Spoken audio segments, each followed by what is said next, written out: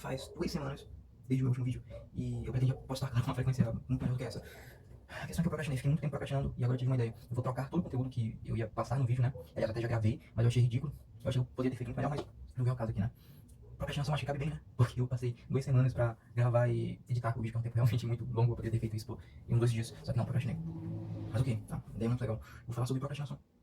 Aí vai se encaixar, porque faz 2 semanas que eu tô procrastinando pra postar o vídeo. Então é isso. São 11h32 e amanhã eu vou fazer isso. Eu tenho certeza que eu vou fazer. Por quê? Porque eu vou anotar e vou colocar toda a pressão do mundo pra fazer. Vai ser uma das primeiras coisas que eu vou fazer. E no caso vai ser uma das primeiras coisas que eu pretendo fazer amanhã. Eu vou colocar aqui no quadro pra eu ver e eu vou gravar esse vídeo. Que eu vou anexar esse outro. Gravar vídeo. Gravar vídeo, pelo amor de Deus. E a primeira coisa que eu vi quando eu me acordei foi isso aqui, gravar vídeo. E aí eu automaticamente lembrei de tudo que eu fiz ontem. Fui ver, no caso, meus arquivos, vi o vídeo que eu falei que iria gravar, no caso, um vídeo sobre procrastinação. E deu certo. Além disso, tava aqui, bem no lugar onde eu ia gravar, esse bilhetinho que eu coloquei pra mim, ó. Que é um bilhetinho que faz bastante tempo que eu escrevi, mas eu fico mudando o local dele, né? Sempre que acontece alguma coisa. E ontem eu fui olhar no espelho, vi ele, que ele tava no meu espelho, e coloquei no lugar onde eu ia estudar. Deu pra já me dar uma motivação a mais. Mas tá escrito, nunca desista, dê o seu melhor. Aí eu disse, pô, então vou gravar esse vídeo. Certo? Mas ok, vamos direto ao ponto, né? Procrastinação. É fato que a maior parte das pessoas procrastina. Claro, se você não procrastina, você provavelmente não é um ser humano. Eu espero que você seja um ser humano, porque seria estranho algo não humano assistindo esse vídeo, mas ok. Procrastinação é o ato de deixar uma coisa para depois. Digamos que você tem que fazer uma tarefa, mas você diz, eu faço amanhã. E você simplesmente deixa essa tarefa para amanhã, quando chega no outro dia, diz que vai deixar de novo para amanhã. Aí você fica nesse ciclo, até que em um certo momento é óbvio que você vai ter a necessidade de fazer aquela tarefa. Principalmente se é algo que está envolvido nos estudos, digamos, da faculdade, da tua escola. Mas geralmente chega um negócio na minha boca aqui. Você deixa para depois e chega um tempo limite em que você se sente extremamente motivado e faz as coisas em cima da hora. Muitas pessoas não associam que a procrastinação é praticamente um hábito bastante maléfico. Por que seria um hábito?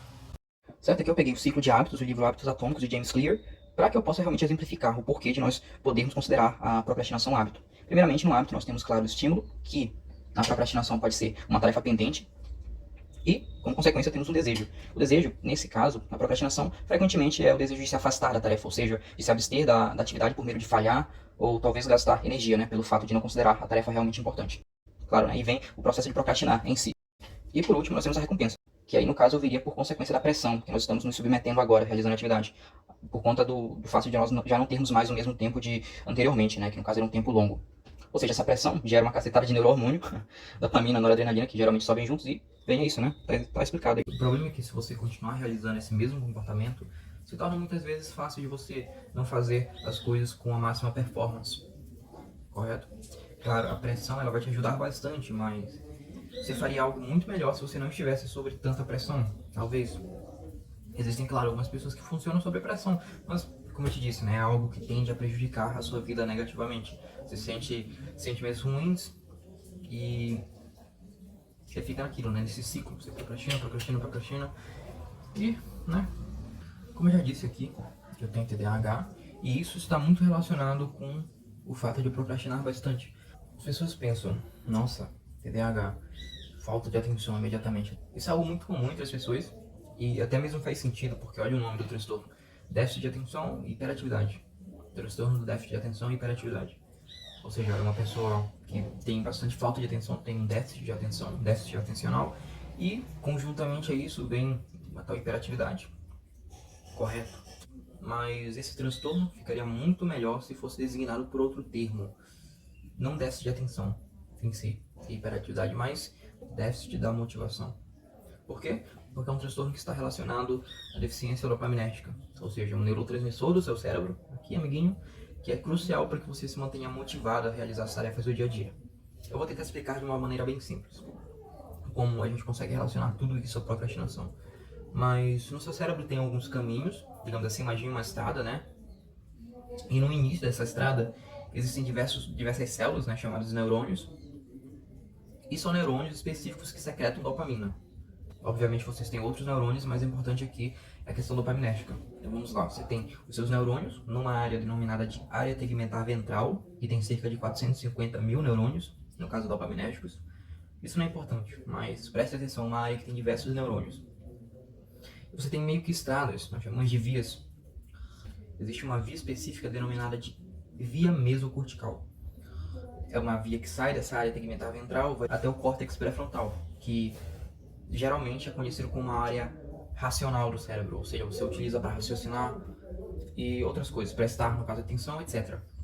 A questão é, essas áreas, o sistema de recompensa, então depende da questão dopaminérgica, e essa área relacionada à racionalidade também depende, né? E essa área, no caso, envolvida, que é anterior, no caso da testa, que é envolvida com a racionalidade, também é responsável pelo controle inibitório, ou seja, o controle dos comportamentos. Isso é interessante. Agora imagine o seguinte, se essa área depende da dopamina, é óbvio que tem que chegar a dopamina. Só que numa pessoa que tem TDAH, geralmente essa área é hipoativa, ou seja, ela não tem uma ativação realmente efetiva. E por conta disso, não é como se tivesse efetividade nessa transmissão de informação da área tegmentar ventral, que é o início da estrada, né, até no caso o córtex pré-frontal. E olha que interessante, o córtex pré-frontal não é relacionado somente ao controle inibitório, mas também à sustentação de uma motivação. Digamos que você esteja estudando, você tem que manter, você tem que se manter motivado a realizar aquela tarefa por muito tempo. Tem que manter, no caso, a sua atenção. Então, bem, se nós temos uma hipoativação, ou seja, pouquíssima ativação nessa via, né, no caso, nessa estrada, você não consegue manter sua atenção por muito tempo. E com relação ao controle inibitório, você não consegue realmente inibir alguns comportamentos e, portanto, se torna uma pessoa mais impulsiva. Isso. Existe outra via, que no caso não é a via mesocortical, mas é a via mesolímbica, que também é uma via dopaminérgica. E bem, mesolímbica é relacionada ao sistema límbico, e nele se localiza, no caso, o núcleo accumbens, que é uma área responsável pelo sistema de recompensas. Tá, vamos voltar ao início. Tá aqui uma montada de neurônios que secretam dopamina, que se ligam até, no caso, essa área, né? Que no caso seria a área de recompensas. E beleza. A outra, a estrada anterior, está hipoativa, ou seja, tem uma pouca ativação. Consequentemente, nós temos meio que uma priorização, por assim dizer, porque a outra está hipoativa, com a via mesolímbica. Ou seja, pensa comigo, né? Sistema de recompensas aqui, tá, aí tem um monte de neurônio que secreta dopamina especificamente para essa área. Tá, aí ativa os circuitos e vocês já devem imaginar o que acontece. Essa área que está recebendo essa secreção dopaminérgica, ela está relacionada ao sistema de recompensas. Isso faz com que a pessoa que tem TDAH opte por tarefas mais fáceis e que ganham recompensas mais rápidas, obviamente. E isso que acontece.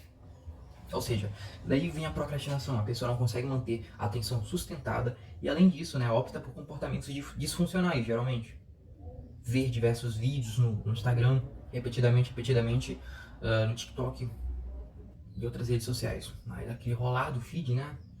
É isso? Tá explicado? Não sei se eu consegui ser, no caso, o máximo sucinto aqui que eu realmente queria ser, mas é assim que funciona. Vocês já devem imaginar que eu tenho altos problemas com procrastinação. Apesar de eu utilizar medicação que tenta, no caso, corrigir essa deficiência dopaminérgica, ainda assim, considere o seguinte, o meu comportamento foi extremamente disfuncional por vários anos, desde quando eu nasci até o momento em que eu realmente utilizei medicação. Então, ainda com medicação, é difícil, porque o meu comportamento sempre foi disfuncional. Então é meio que o meu comportamento tivesse que ser mudado para a medicação realmente fazer o efeito que ela deveria fazer, porque eu acumulei diversos hábitos ruins ao longo da vida. E é por isso que eu tô aqui, cara, entendeu? Eu quero consertar tudo isso. Eu já controlei vários aspectos com relação a isso, mas ainda continua. Eu sinto um sentimento ruim de procrastinar. E, bem, como eu te disse, né, as pessoas tendem a trabalhar melhor sob pressão. E, obviamente, eu tenho TDAH, mas se você não tiver, isso também pode ser aplicado até mais facilmente em você, amigo. Em você. Timer.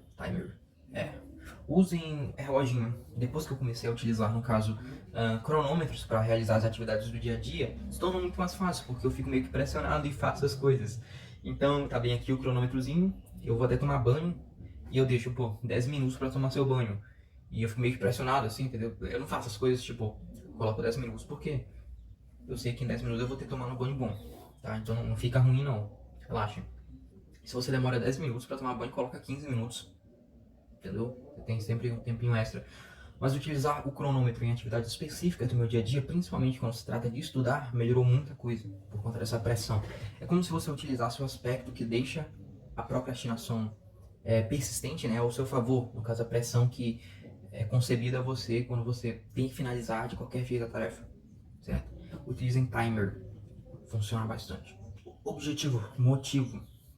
Se você quer realmente uma secreção funcional dopaminérgica, né, uma das coisas que você tem que fazer é realmente ter um motivo, um comportamento que realmente tem uma função na sua vida. Você tem que relacionar recompensas meio afastadas, né, a recompensas que você já tem anteriormente. Mas é sobre recompensas extrínsecas e recompensas intrínsecas. Recompensas intrínsecas são as recompensas que você já nasceu com elas. Digamos, por exemplo, beber água. Você se sente recompensado por beber água e realmente você uma coisa primitiva, entendeu? Você não tem que associar uma recompensa a beber água, você simplesmente bebe. Você tem que relacionar as recompensas extrínsecas, que são as recompensas que surgem ao longo da vida, que não são primitivas, né, a essas recompensas intrínsecas. Digamos que você estude, para deixar bem mais claro, né, não tão abstrato, por dinheiro. Você estuda pelo dinheiro, certo? Só que aí você acabou de fazer a associação errada, porque o dinheiro não é uma recompensa intrínseca, não é? Agora, se você for mais fundo e falar, eu estudo pelo dinheiro por conta do dinheiro poder me fornecer uma vida tranquila, certo? Aí você foi mais fundo, você se aprofundou mais. Deixar claro essas recompensas intrínsecas é essencial para que você mantenha sustentado o seu comportamento, né, motivado e realmente consiga exercer aquela atividade com a máxima performance, certo? Eu acho que deu para entender, né? É meio que uma recompensa intrínseca, você relaxar, tipo, para dormir. Todo mundo gosta de dormir, eu não sei quem não gosta. Tipo, a sensação de dormir, de deitar, né, relaxar, é boa. Então, se você tem essa recompensa, eu sei que ainda é superficial, mas eu acho que deu para entender, né? Fica mais fácil. Então tenha um objetivo fixo. Realmente descreva, né? Descreva. Pô, tem essa meta aqui, mas eu tenho que realizar ela porque eu tenho realmente um objetivo que faz sentido. O que deixa o meu comportamento realmente funcional. Algo interessante, né? Falando da via mesocortical, que eu expliquei, ela é ligada, né? Vem um prolongamento de neurônios desde a área tegmentar ventral até o córtex pré-frontal. Porque como eu falei, né? A área tegmentar ventral é como se fosse um centrinho de diversos neurônios dopaminérgicos, né? Ou seja, que secretam dopamina, que vai até o córtex pré-frontal e o núcleo accumbens, que é a área de recompensa do cérebro. Digamos o seguinte, que você visualize as coisas. Quando você visualiza, o que você está fazendo é utilizar do seu córtex pré-frontal, que, como você já sabe, é conectado à área dos neurônios dopaminérgicos. Você visualizar é capaz de fazer com que você realmente se sinta motivado. Isso é bastante interessante, você pode utilizar isso ao seu favor também, é uma das coisas que eu utilizo. Eu imagino realmente, eu me imagino dentro daquilo e aquilo é capaz de me motivar. E quando eu falo motivação, por favor, não entendam que eu tô falando para vocês verem vídeos de motivação no YouTube, motivacionais no YouTube e fazer, não fazer as coisas. Não, eu tô falando motivação no quesito neurobiológico, ou seja, liberação dopaminérgica, liberação de dopamina, o que é capaz de te motivar a persistir numa atividade, uma motivação sustentada ou de te fazer iniciar uma atividade. Mas é isso, eu acabei de escrever, no caso aqui, as ferramentas que eu utilizo, que eu acho úteis, né, que podem ser também relevantes para vocês. Vocês podem tentar implementar na rotina de vocês.